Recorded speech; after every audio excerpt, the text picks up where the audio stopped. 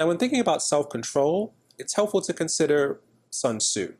The famous general said in his seminal book, The Art of War, that some castles are not worth attacking, and some armies are not worth fighting.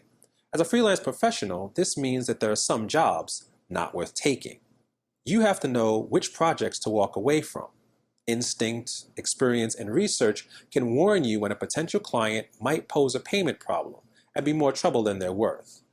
If your background and reference checks at your clients reveal red flags, or if you get the sense in your initial discussion with your client that cash flow might be an issue, it might make sense to pass on the job and focus your attention on your paying clients.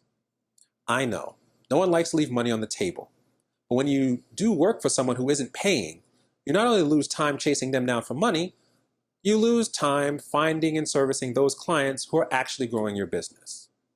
So if you walk away early from a potential problem, don't think of it as losing money. Think of it as avoiding issues and giving yourself the ability to make more money later on. Now that we've discussed the general concepts, let's look at a system that tries to take advantage of them. As a lawyer, people expect a certain amount of cold-blooded professionalism from me.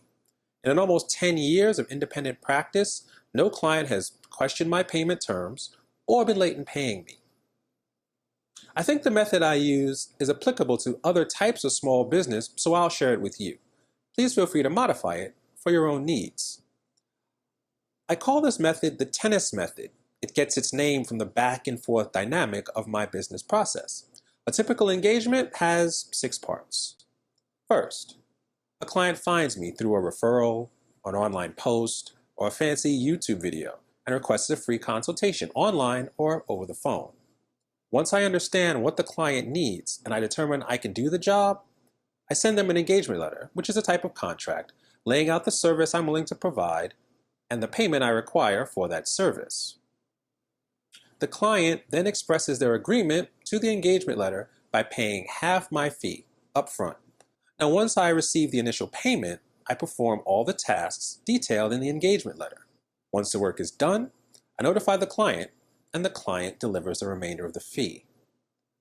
Once the final payment is received, all the deliverables are sent to the client.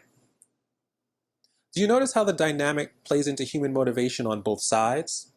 Once the client pays, I have the incentive to start working because she gave me money, because I know I won't get the rest of it until I do the work.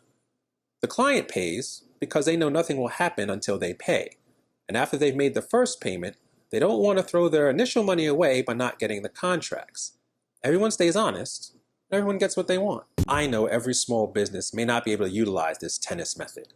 The goods or services you have might not lend themselves to this process, and you might not be in a position to dictate payment terms in the first place. But as I said before, it might be better to walk away from a deal where you won't get paid, rather than to stick it out, hope for the best, and not get paid.